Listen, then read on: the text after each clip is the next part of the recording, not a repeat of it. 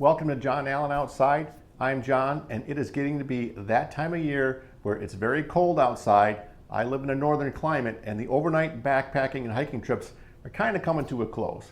So does that mean that I just sit on the couch dreaming about next year?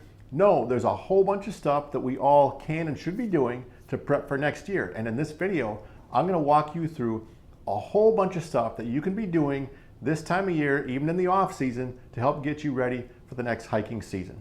The first thing I'm going to talk about is getting your water filtration system cleaned up and ready for long-term storage. So I am a Sawyer squeeze user, but this really applies to any filtration system. You just got to kind of figure out what the process is. For this one, I like to back flush it and get it flowing really nicely. And then what I'll do is take a light bleach solution and run it through there, squeeze all the water out of it from there, let it sit on the windowsill for maybe a week or two and dry out, and then I put it in my hiking box until next spring.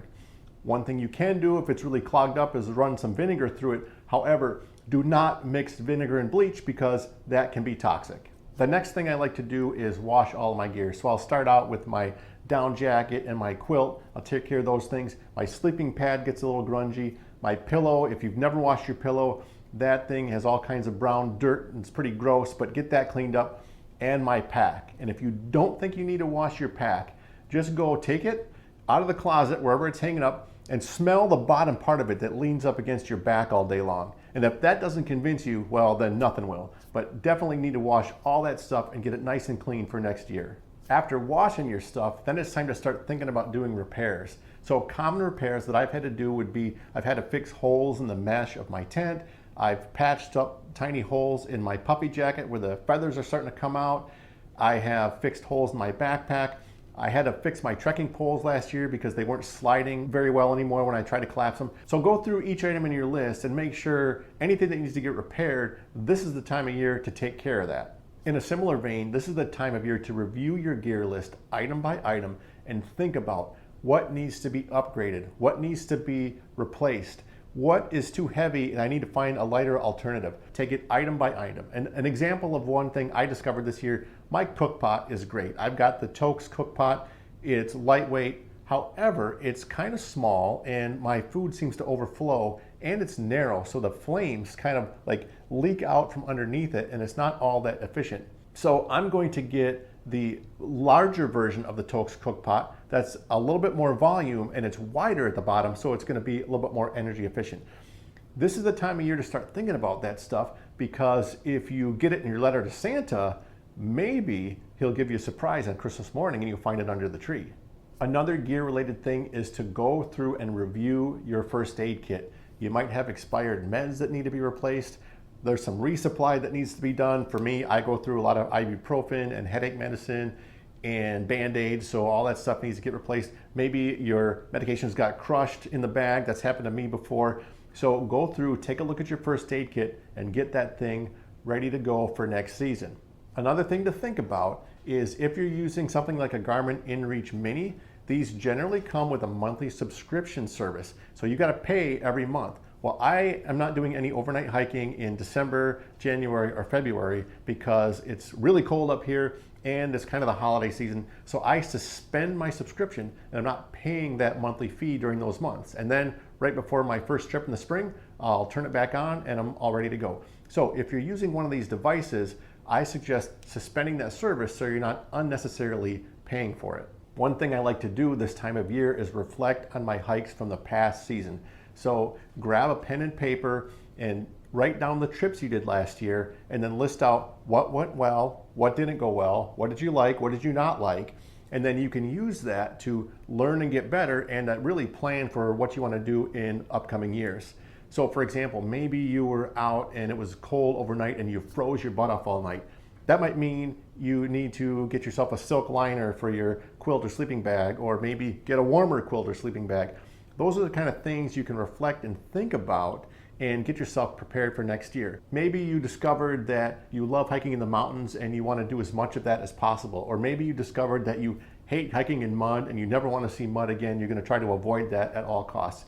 Whatever it is, those are the kind of things that can help you plan future trips to make them as enjoyable as possible. And speaking of future trips, you should be planning those trips for next year as early as possible. One of the main reasons is because permit season comes early, and a lot of hikes are going to require you to have a permit. So you'd hate to get into February or March or April and start planning your hike and then realize that permit season was 3 months ago and you've already missed it. So figure out where you want to go and then find out what permits are needed. When do you apply? How do you apply? Is there a lottery system? Get all that figured out. What you can do from there is download the maps on the Far Out app. Start taking a look at the elevation profile. Start kind of plotting out what your daily mileage might look like. And then from there, you can start to piece together a resupply plan. Figure out where am I going to be able to go into town, because the comments on Far Out are great about what towns have food and resupply options and what don't. And then figure out where you might need to mail stuff ahead. That is all stuff that you can do to start planning now so you're fully prepared when you get to next year. You can also think about like logistics options. How am I going to get to the city where my trail starts? How am I going to get from my hotel to the trailhead? Those are all great logistical things you can look at now so you're ready to go next year before your hike starts. Another thing you can do around prepping for an upcoming hike is start watching a bunch of YouTube videos on that particular trail. So for example, if you wanted to hike the Colorado Trail, a whole bunch of people have done fantastic videos on that trail, and you can start watching those things to get you all pumped up for that hike. But it also helps you understand, hey, what is the weather like? What do I need to be aware of? And you'll realize that there's storms in the early afternoon that roll through, so that can help you plan your days better. But getting ready by watching videos, I think, is a great thing to do. It's not too much of a spoiler alert because those videos never do the scenery justice. It's so much more grand and amazing when you get out there. But I think that's another way you can prep for whatever trail it is that you want to do next season.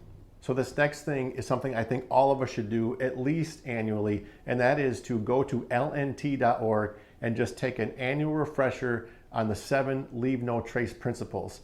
You just go out there, take a review of them, because Leave No Trace is so much more than just don't litter. And I think a lot of people think that's what it is. It's more than that. So I think it's good for all of us just to get out there, refresh ourselves on those once or twice a year. And lnt.org, it's probably going to take you, about 3 minutes to do this, but you'll be glad you did, and so will your fellow hikers. The next thing to do is to prepare your body for next hiking season. And I think there are 2 key ways to do this: cardio and strength training.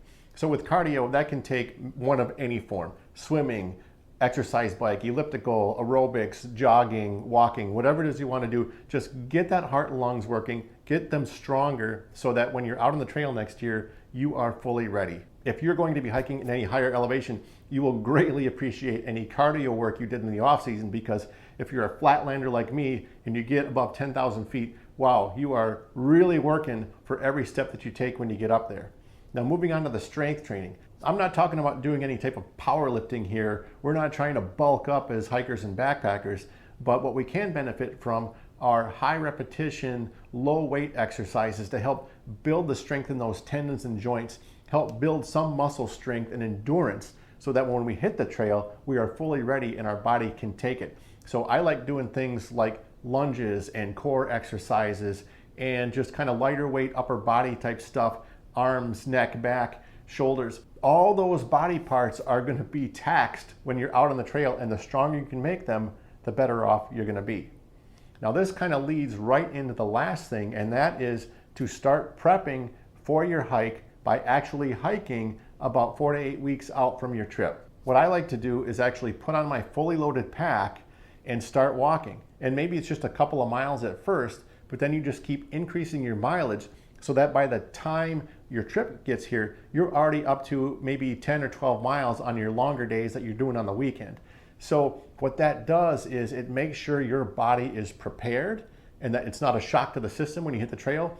And secondly, it's a great way to make sure you are ready with any of your new equipment. So whether that be shoes or socks or a new pack or new anything for that matter, you're going to figure out right away if there's some kind of a problem like chafing or doesn't fit quite right, because you don't want to have that hit you when you're on the trail. You want to figure that out right away before you get there so you can take care of it ahead of time.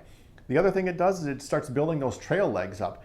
I have done it both ways. I have done it where I didn't do a whole heck of a lot before hitting the trail, and I've done it where I felt I prepared really well, and the latter is by far my favorite. I'm less sore at the end of the day, less risk of overuse injury, just kind of feel better overall and more comfortable during my hiking day, especially for those first days and weeks on the trail. So getting ready by actually hiking with your pack on in the 4, 6, 8 weeks before your trip starts, I think that's a great idea and can greatly benefit you when you hit the trail.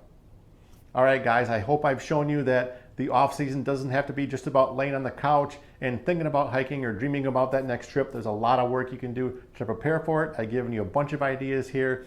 I'm interested in what ideas you guys have. Are there things that you do to prepare that I haven't talked about? Please leave something in the comments. I'd love to hear about it. As always, if you found any value in this video, please hit that like button and consider subscribing to my channel. Thanks, and we'll see you out on the trail.